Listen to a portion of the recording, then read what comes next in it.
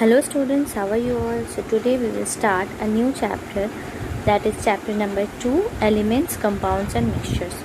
आज हम नया चैप्टर स्टार्ट करेंगे. चैप्टर का नाम क्या है? Elements, compounds and mixtures.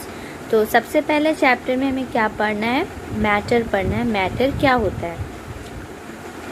जैसा कि हमने इससे पहले भी पढ़ा है कि हमारे आसपास जो भी चीज़ें हैं जिनका क्या हो, कोई मास हो और वो स्पेस ऑक्यूपाई करते हो, उस तरह की चीज़ों को मैटर कहा जाता है. क्या होता है मैटर का definition? Anything that occupies space and has mass is called as matter. Matter का मतलब होता है हमारे आसपास जो भी चीज़ें हैं जो क्या करती हो, स्पेस ऑक्यूपाई करती हो, यानी कि जगह लेती हो, रखने में उसे जगह लगती हो, या फिर उसका क्या हो, मास हो, उसे मैटर कहा जाता है.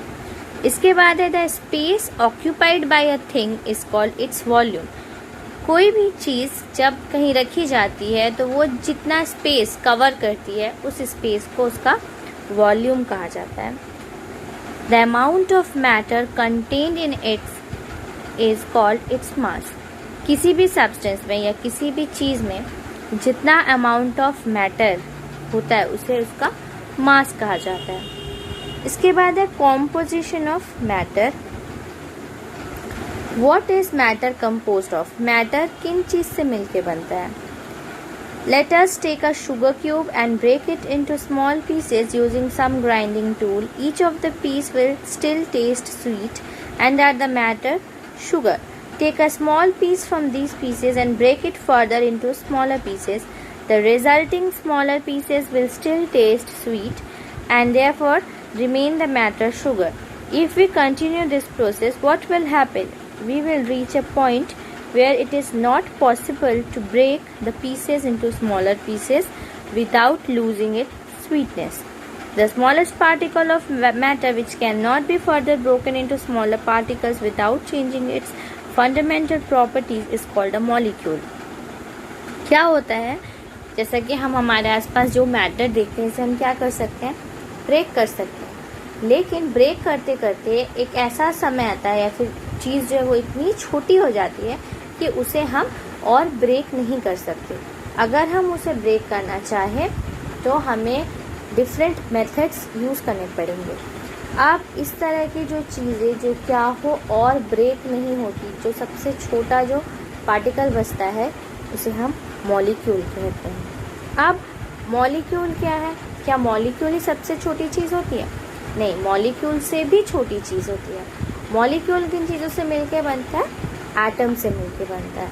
और एटम क्या है? एटम क्या होता है? The tiny indivisible particle of matter that combines to form molecule is called an atom.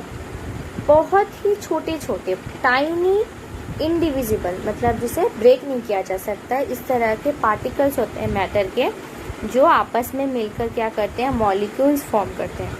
और इन्हीं टाइनी इंडिविजिबल पार्टिकल्स को कहा जाता है एटम. एटम में not exist in nature independently but molecules do. Atom जो है वो बहुत छोटे होते हैं और नेचर में इंडिपेंडेंटली यानी कि ऐसे ही अकेले नहीं रह पाते हैं, इसीलिए वो मॉलिक्यूल फॉर्म में रहते हैं. We can not see atoms और molecules with our naked eye. They are extremely small in size.